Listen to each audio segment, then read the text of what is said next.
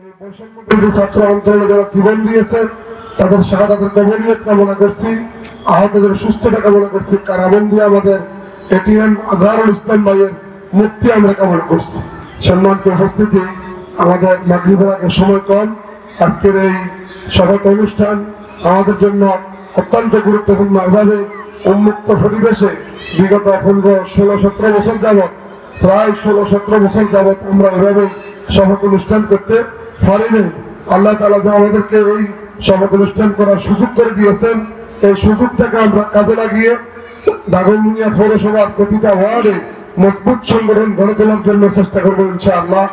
নব নির্বাচিত আমিরের নেতৃত্বে এখানে সংগঠনের মজবুতি অর্জন, সংগঠন শক্তিশালীকরণ এবং এই এলাকায় জামায়াত ইসলামীর একটি গণজোয়ার সৃষ্টি করার জন্য, জাগরণ সৃষ্টি করার জন্য রোকন ভাই এবং বোনেরা গুরুত্বপূর্ণ একটি পদক্ষেপ আমরা নেব।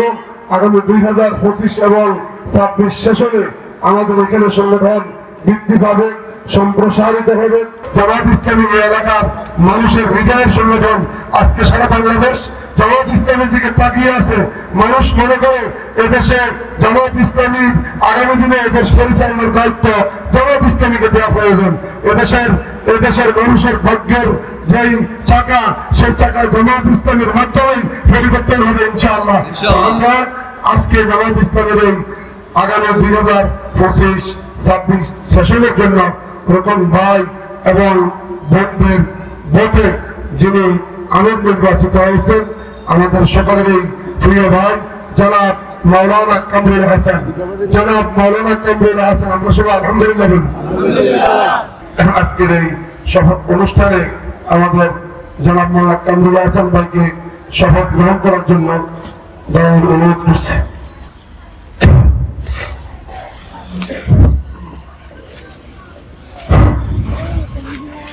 বিসমিল্লাহির রহমানির রহিম। আমি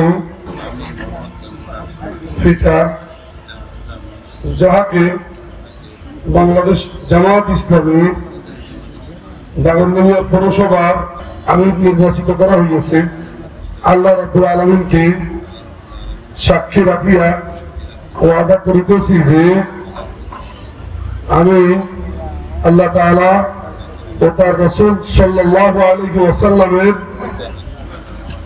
আদেশ পালন ও আনুগত্যকে সবকিছুর উপর অগ্রাধিকার দিব ও সর্বাধিক গুরুত্বপূর্ণ মনে করিব। আল্লাহ তাআলা আমাকে ওয়াদা পালনের তৌফিক দান করুন। আমিন আমিন বলি সবাই।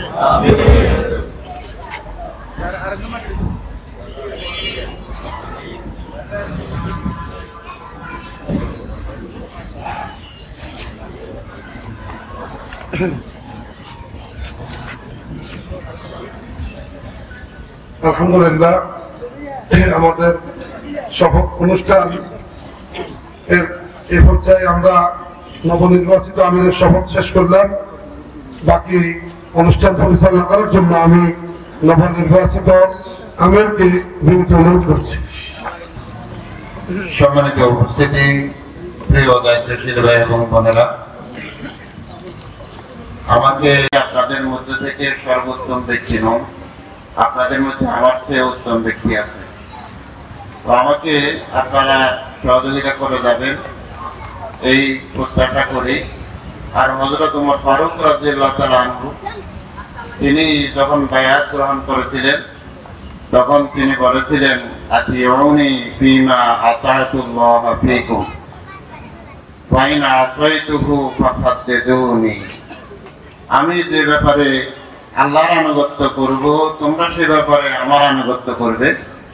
আর কোন ব্যাপারে যদি আল্লাহ তাআলার নাফরমানি আমি করে ফেলি, সে ব্যাপারে তোমরা আমার আনুগত্য করবে না।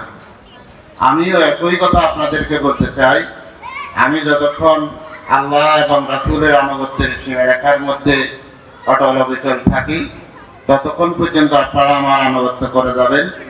আর যদি আমার দ্বারা কোনো নাফরমানি হয়ে যায়, সঠিক পথ থেকে আমি কোনো ক্রমে যদি বিচ্ছিন্ন হয়ে যাই, আপনারা সঠিক পথে আমাকে এনে দিবেন।